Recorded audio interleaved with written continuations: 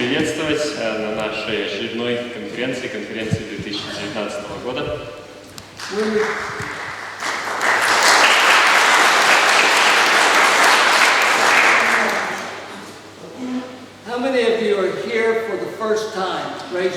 Кто из вас здесь находится впервые на этой конференции? Поднимите руки. Okay, we have a book that we're going to give you here, and I'll say something about that a little bit later. У нас есть для вас подарок, книга, которую мы вам потом дадим, и об этой книге я чуть-чуть скажу попозже.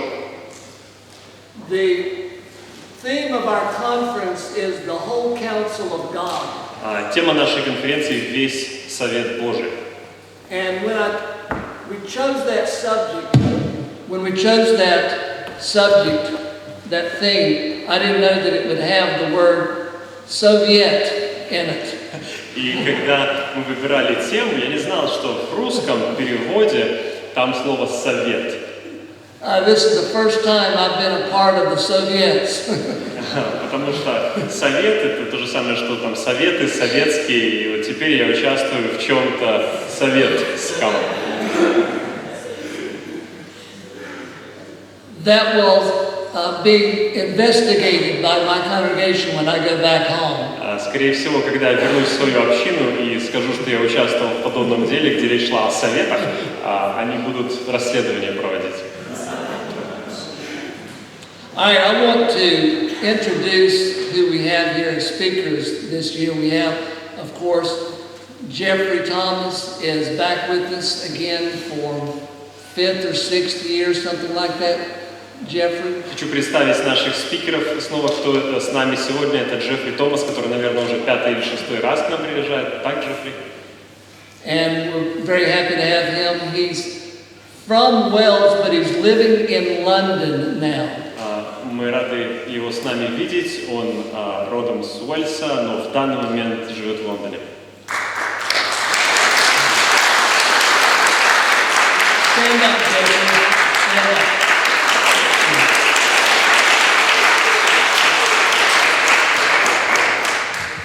And we also have Robert Morris, who is pastor emeritus from 4th Presbyterian Church in Bethesda, Maryland. И также с нами Роб Норрис, который является почетным пастором в церкви 4-й Пресвитерианской церкви в штате Мэриленд. And he is here. Robert, stand up.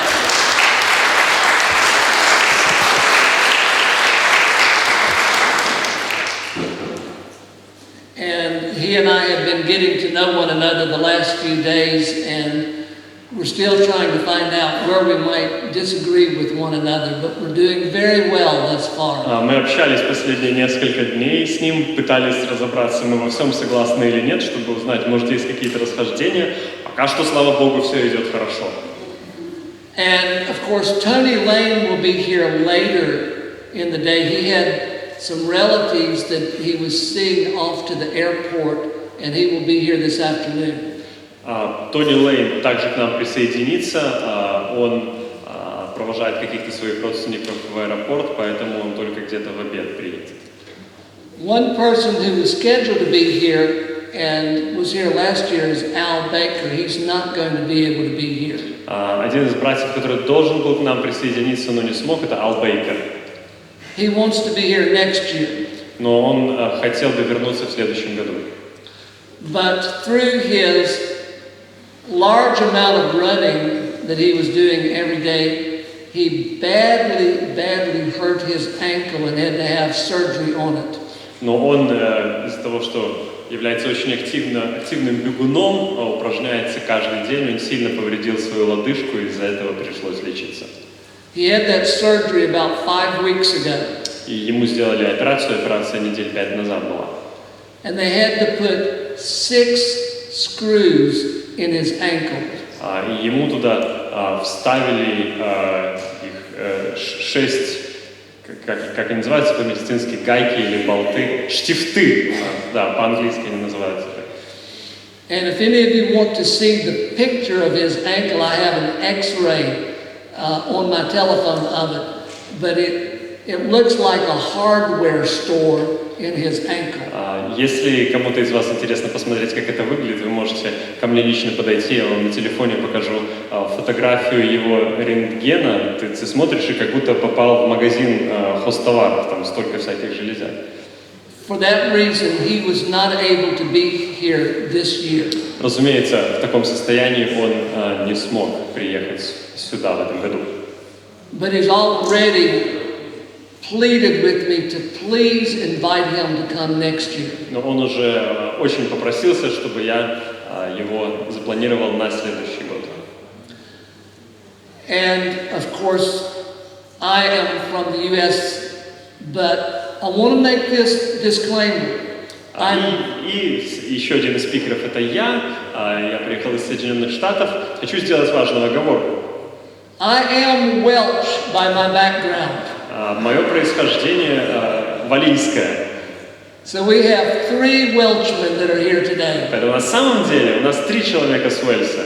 I forgot to mention that Dr. Norris was born in Wales, and then he's not an American citizen. He just has an immigration card that allows him to stay there. Я забыл сказать, что доктор Норрис тоже родился в Уэльсе, а потом он просто приехал в Америку, но у него нет гражданства, у него только там иммиграционная карта, не знаю, типа вида на жительство, которая позволяет ему там оставаться.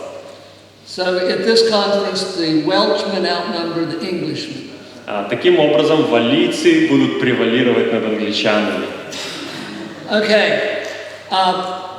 For all of those of you who are first-time visitors here to our conference, we're going to give you a book that I wrote, Historic Christianity and the Federal Vision. Для тех из вас, кто впервые приехал на нашу конференцию, мы подготовили подарок. Это книга, которую я написал, «Историческое христианство и федеральное видение». Now, when I wrote this book, I wanted to deal thoroughly with the federal vision and show all of the various errors of it. Когда я писал эту книгу, я старался непредвзято оценить эту богословскую позицию, которая называется федеральным видением, и справедливо ее критиковать. I never imagined that I would cause the people who are in the federal vision to run away from the name that they gave to their own movement. И я никогда не хотел, чтобы было так, что сами люди, которые являются причастны к этому движению федерального видения, они начнут отстраняться от этого названия, которое сами они ему дали. But that is exactly what has happened. Now they all say, "Oh no, we're not federal vision." Но в последнее время приблизительно так и происходит. Многие, кто разделяют эти идеи, говорят: нет, мы не имеем отношения к федеральному видению, или мы не так называемся. And whether they have read my book or not, I know that many of them have people very close to them that have read my book. И вне зависимости от того, эти люди читали мою книгу или нет, у многих из них есть друзья и знакомые, которые читали мою книгу. And so you're going to get this book for free, but something I think that is sometimes overlooked about the book is the value of it just in terms of what I write about the doctrine of salvation in this book. И вы получите эту книгу в подарок. То, что важно понять, что ценность книги не только в какой-то критике, которую я рисую в адрес этой позиции, но, с другой стороны, позитивное изложение библейского понимания спасения. And what this book does is that it shows the true grace of God in the gospel as opposed to the legalism which federal vision represents. Во многом эта книга посвящена тому, чтобы объяснить, что такое правильное понимание благодати в противоположность законничеству, к которому приводит федеральное видение. Okay, with having said that, we're going to go into our first lecture this morning. Ну вот, это было краткое приветствие и введение, и далее мы будем начинать нашу первую лекцию. I want you to turn with me to 2 Peter, the 3rd chapter, verses 14, 17, and 18. 2 Peter, 3rd chapter, 14. 14 and 18. 2 Peter, 3rd chapter, 14 and 18. И я бы хотел, чтобы мы с вами обратились ко второму посланию Петра, 3 главе, с 14 стиха. Therefore, beloved, since you look for these things, be diligent to be found by him in peace, spotless and blameless.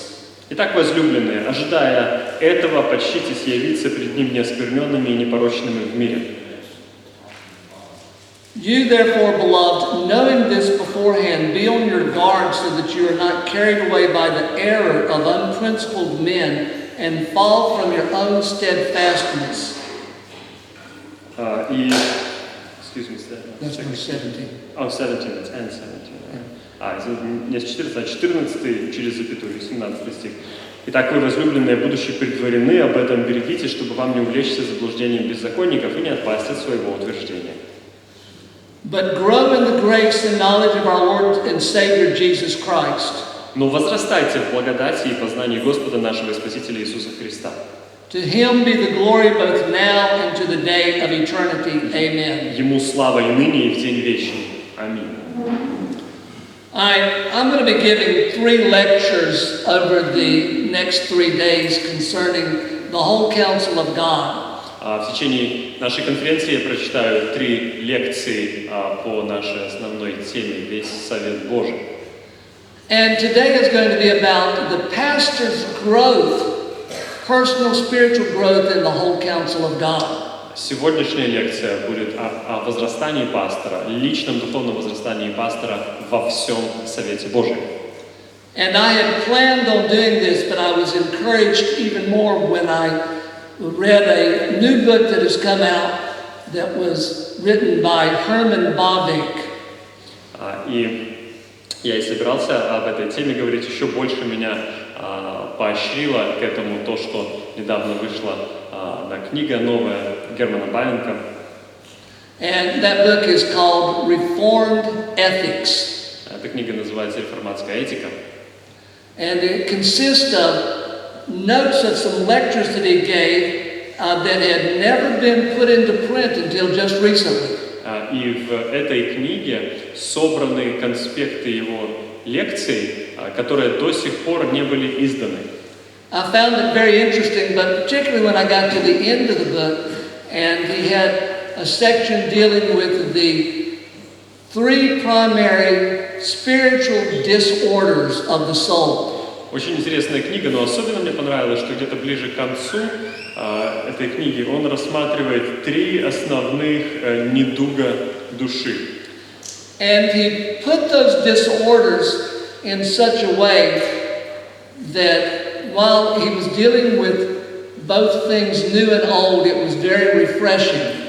И он так это все там объяснил и выразил, что хотя он говорил о каких-то таких давно известных вещах, все равно звучало свежо. And so there's a part of my lecture wherein I'm borrowing heavily from Bavinck today, and I'll put that out to begin with. И в своей лекции я очень много сегодня использую то, что я увидел у Бавинка, поэтому хотел бы сразу ему, так сказать, воздать должное и сослаться на него. But Bavinck first he defines what the disorders of the soul are. Но, во-первых, он поясняет, что такое недуг или расстройство души. And I'm going to go beyond that in showing what we need to do to deal with those disorders. И я хотел бы не только обозначить, что это такие за недуги души, но и как с ними справляться. And it's very important that ministers of the gospel know what these disorders are and guard themselves carefully against them. Для служителей Евангелия очень важно понимать, чем может заболеть его душа и как уберечься от этого. And here are the disorders of the soul. Вот какие это недуги. First of all, there is what we would call intellectualism.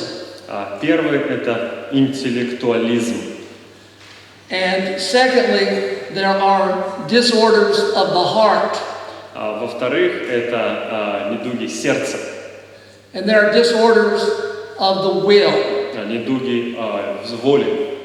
And so we have a disorder of the mind, the heart, and the will. Итак, это недуги разума, недуги сердца и недуги воли.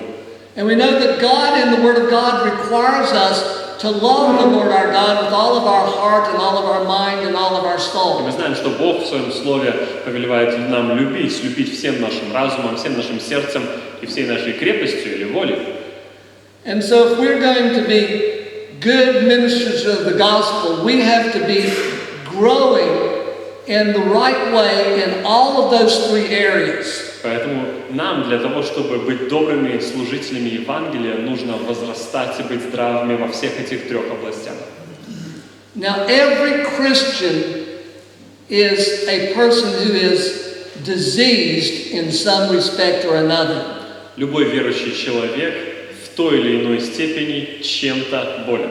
That is, we are sinners and we shall be sinners until the day that we die. Мы ведь грешники, и грешниками останемся до своего последнего вздоха. And each one of us has a certain tendency to this sin or that disease. И у каждого есть склонность к тому или иному греху. We know also that every one of us has a susceptibility to diseases of the body. Мы точно таким же образом знаем, что в физическом организме у каждого из нас есть какие-то слабости или склонности к конкретным болезням. A dear lady, church member in my congregation, told me recently about her husband who had passed away last year. Одна сестра из нашей церкви рассказала мне о своем муже, который умер в прошлом году. She said he had in his family background a tendency to have problems with heart disease. И он говорит, она говорит, что у него в роду уже очень давно склонность к заболеваниям сердца. She says, in my family we don't have heart problems, but we have problems with cancer. Она говорит, со стороны моих родственников никогда нету никаких проблем с сердцем, однако очень многие страдали от рака. And she is now struggling with cancer. И теперь и у нее обнаружили рак. And so we have a tendency by our birth, by our genetics, to be disposed to one thing or another. У нас всех, в силу того, от кого мы родились, есть определенная генетика, и мы склонны к тем или иным болезням. My grandson loves to go fishing, and I'm taking fishing every time he comes to visit with us. У меня есть внук, и он любит рыбачить. Каждый раз, когда он приезжает к нам погостить, я вожу его с собой на рыбалку. And as we were out on a pier, letting him fish recently, there was a young lady who came there with her mother. Вот когда мы были на побережье в очередной раз рыбачили, там была одна женщина, которая приехала со своей мамой. And this young lady works with genetic sciences to discover how long a person will probably live because of the problems that they have. И вот эта вот молодая женщина, как оказалось, работает в медицинской организации, которая занимается генетикой. На основании генетических данных они пытаются подсчитать, сколько человек, скорее всего, проживет, учитывая те или иные склонности организма. And I told her, I don't really want to know what all I might have and how long I might live or how soon I might die. Я ей сказал, вы знаете, а мне что-то не очень хочется узнать поконкретнее, сколько я могу протянуть или когда я, наверное, умру. And we know that these things are true of us. И мы знаем, что это все правда о нашем организме, о нашей жизни. Now I want us to therefore consider, first of all today, those three primary disorders of the soul. Поэтому сегодня я бы хотел, чтобы мы рассмотрели, каким недугом тяготеет или может тяготеть наша душа. The first disorder of the soul, as we mentioned, is intellectualism. Первое мы уже упомянули, это интеллектуализм. And that is the greatest problem for Presbyterians and Reformed people. И что касается верующих реформатской, пресвитерианской традиции, это величайшая проблема, величайшая склонность. Because our faith, our understanding of it is very cerebral. Потому что наша вера или наше понимание веры очень церебральное. And it's very easy for us to substitute our understanding of the faith with our love of the truth. Очень легко не заметить разницу между умственным пониманием истины и любовью к истине.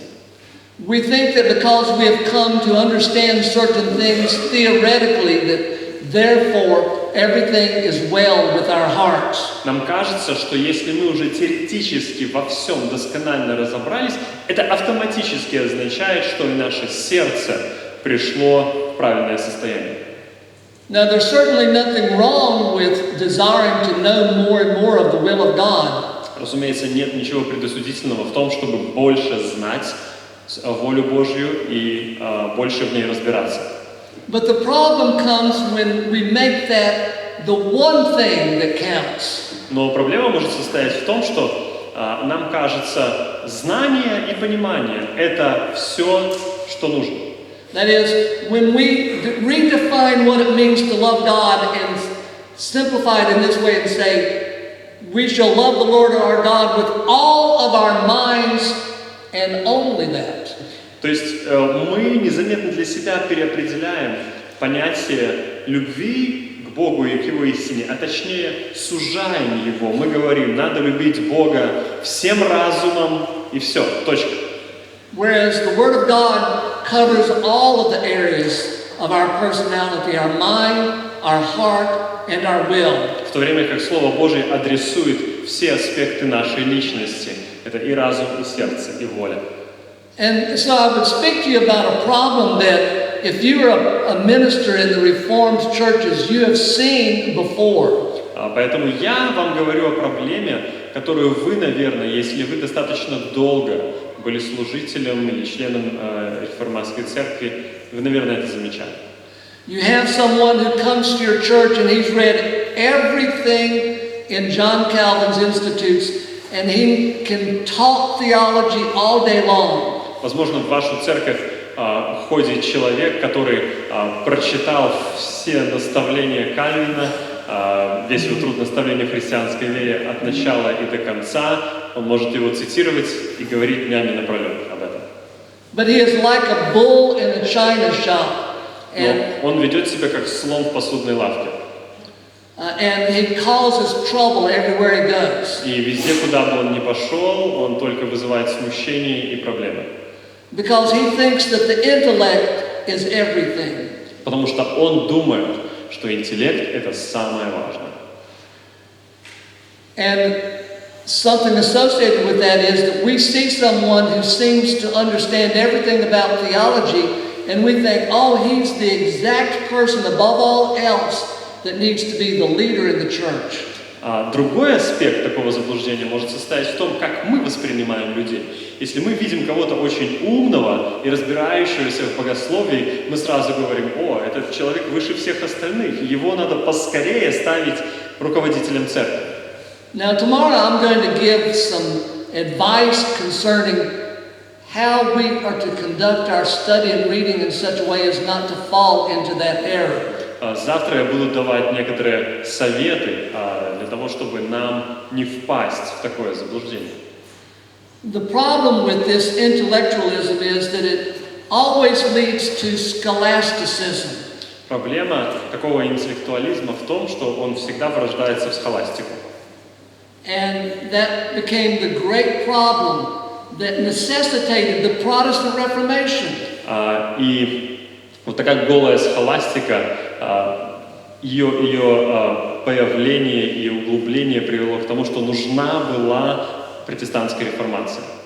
I'm always intrigued and even disturbed when I find people are so attracted to the scholastic theologians and yet they call themselves Reformed. Меня как-то интригует, а иногда даже смущает, когда люди, которые называются реформатскими верующими или богословами, их настолько притягивает и восхищает схоластика. And particularly when people in the Reformed faith refer to Thomas Aquinas as the person that people need to read. Особенно, когда реформаты говорят о том, что Фома Аквинский – это прекрасный автор, которого обязательно нужно читать. There's a theologian in America who is sometimes writing articles that are on some of the online magazines, and he's encouraging people to read Thomas Aquinas. Есть один богослов в Америке, который публикует свои статьи в журналах достаточно часто, и он дает совет людям: читайте Фому Аквинского. And his main argument is, read Aquinas because he's so good on definitions and giving precise definitions of things. Его основная идея в том, что Фому Аквинского нужно читать, потому что он дает такие прекрасные, точные определения. And so I write articles not naming him, but just simply giving the counter argument saying this. И я тоже пишу статьи, и когда я имел дело с этим предметом, не упоминаю его по имени, я просто вот что сказал. It is true that Thomas Aquinas gives very precise definitions of things. Спору нет, Фома Аквинский дает очень отточенные определения. The problem is he almost always gives the wrong definition. Проблема только в том, что это в основном неправильное определение вещей. There's not one area of what we call the doctrines of salvation where Thomas Aquinas got it right. Практически нету ни одной области в учении о спасении, где Фома Аквинский дал правильное определение. You might say, well, he got election right. Можно сказать, он знал толк в избрании, это точно. Well, he did seem to, but then he disqualifies it by saying that we can be elect and then fall from our salvation and never be saved. Такое впечатление производится, что он очень точно разбирается в предопределении и избрании, но потом он все это разрушает своими собственными руками, говоря, тот, кто избран, потом может отпасть и больше не вернуться к Христу. But this is a danger when people become too intellectual. И вот в этом опасность, когда люди слишком сильно погружаются в интеллектуализм. They try to give precise definitions about everything in the Word of God. Они пытаются дать точные, идеальные определения всему, что они находят в Божьем Слове. Now, this causes a lot of people in the Reformed faith to think that because we believe in predestination, that we cannot present the gospel fully to every person. У некоторых людей создается впечатление, что если люди реформатской традиции верят в предопределение, мы, например, не можем свободно проповедовать Евангелие. They think that we cannot give a sincere offer of that gospel to every person. Они считают, что если верить в предопределение, значит невозможно искренне, с чистой совестью, свободно проповедовать Евангелие. And it's because we become too intellectual.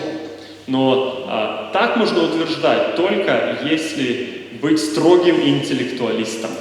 Whereas we need to allow our understanding of things to be continually shaped by the Word of God. На самом же деле мы позволяем нашему мышлению формироваться под воздействием Слова Божьего.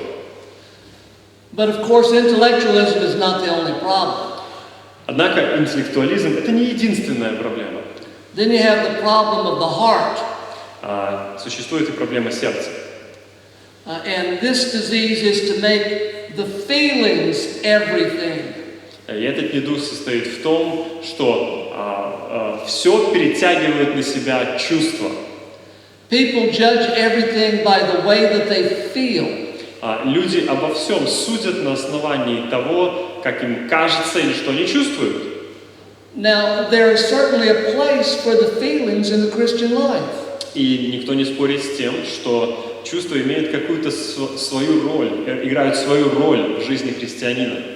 But the problem in each one of these disorders is that we make the one thing into the whole and leave out the others. Однако беда и с этим недугом, как и с предыдущим, в том, что мы часть целого превращаем в целое. I like that illustration that's given about Charles Spurgeon. Мне нравится, как это иллюстрировал Чарльз Спurgeon. There was a man who came to the Metropolitan Tabernacle one evening for church. Однажды вечером на собрание какой-то человек зашел в церковь Metropolitan Tabernacle. And he walked in and he saw Spurgeon. And He walked into the church and he saw Spurgeon. Он зашел в церковь и увидел Спержена. And he said to Spurgeon, he says, something just doesn't seem to be right about this church. И он говорит Спержену: вы знаете, вот у меня чувство такое, что что-то в этой церкви не так. He said, I feel that things are just not right. Я просто чувствую, что здесь что-то неистинное есть. And Spurgeon says, oh, be quiet. You just have a bad case of indigestion. Он говорит: слушай, сиди, молчи, у тебя просто несварение желудка. And a lot of times people make their feelings everything and they don't realize how other factors can come to bear on their feelings. Так часто люди на основании своих эмоциональных переживаний выносят суждения, не отдавая себе отчет в том, насколько много факторов влияет на их эмоции. And the problem, therefore, with feelings is that we can become very mystical in the way that we approach the Christian faith. И проблема с уделением такого огромного внимания эмоциям состоит в том, что мы начинаем слишком мистически подходить к вопросам христианской веры. We're always looking for a new revelation or a new insight. Мы пускаемся в погоню за очередным откровением или очередным переживанием. I like the words of Charles Hodge, who one time said concerning Princeton Theological Seminary in New Jersey. Мне нравятся слова Чарльза Ходжа. Однажды он сказал о Принстонской семинарии следующее. He said, Princeton Seminary has never had a new thought. Он говорит, в голову профессоров Принстонской семинарии ни разу не пришла ни одна новая мысль. Now I understand you can take even that too far, but what he was saying was. Я понимаю, что это можно понять искаженно, но его идея состояла вот в чем. He said, we are building on the foundation of the apostles and the prophets and the great theological leaders that have gone before us. Его мысль была в том, что он, как и его коллеги, строили свое служение на основании апостолов, пророков и величайших представителей церкви, которые прошли этот путь до них. So then you have the third disease or disorder of the heart. И третий недуг сердца. And that is the problem concerning the will. Точнее, это недуг воли. That is, it makes everything depend upon your will and your actions and your efforts. Здесь мы говорим уже о проблеме в том, когда мы считаем, что от наших действий, от нашей воли, от наших усилий зависит все. You know, there are people who have tried to make everything depend upon their wills, and it almost drove them to madness. Бывали люди, которые думали, что от них и от их усилий зависит все, и это чуть ли не доводило их до безумия. Luther sought to regulate his life by a strict adherence to everything that he thought he should do. Лютер в свое время пытался урегулировать свою жизнь таким образом, чтобы он все делал правильно. And the more he tried, the more he felt like he was under an oppressive attack from the devil. И чем больше он пытался все делать правильно, тем больше у него было ощущение, что он испытывает атаки дьявола. And that was the danger of the people that were in what was called the Holy Club in Oxford back in the 1700s. И та же самая опасность была у представителей движения в Англии XVIII века, которые окрестили клубом святых. George Whitefield and John Wesley and others in that holy club were trying to live by rules and regulations, and therefore they were going to make themselves into Christians. Это то, что на ранних этапах пытались сделать Джордж Уитфилд, Джон Уэсли. Они жили строгой жизнью и тем самым стать лучшими христианами. And Whitefield found no peace for his soul in all of that.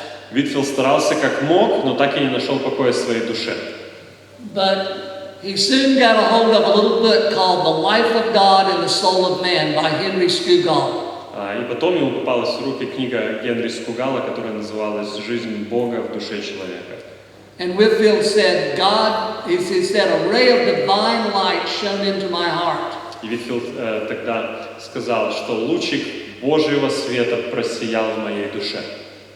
And God soon showed me that I must become a new creature. И Бог мне скоро показал, что я должен стать новым творением. And that is, it wasn't just in his own efforts and his own will. И он понял, что дело кроется не в его усилиях, не в его воле.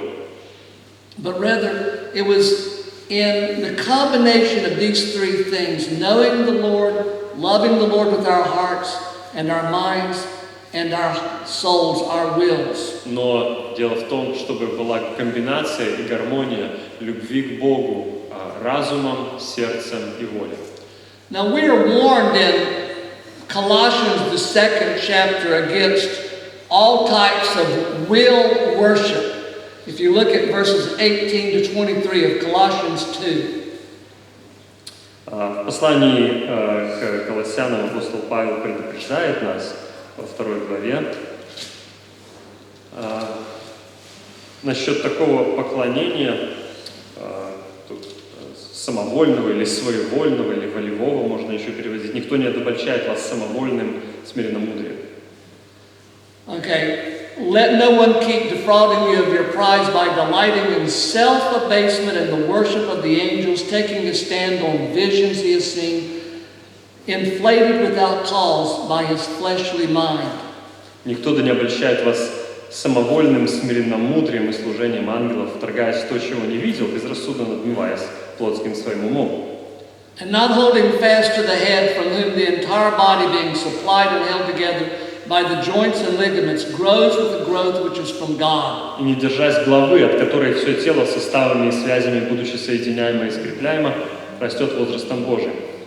If you have died with Christ to the elementary principles of the world, why, as if you were living in the world, do you submit yourselves to decrees such as? Итак, если вы со Христом умерли для стихий мира, то для чего вы, как живущие в мире, держитесь постановлений, не прикасайся, не вкушая, не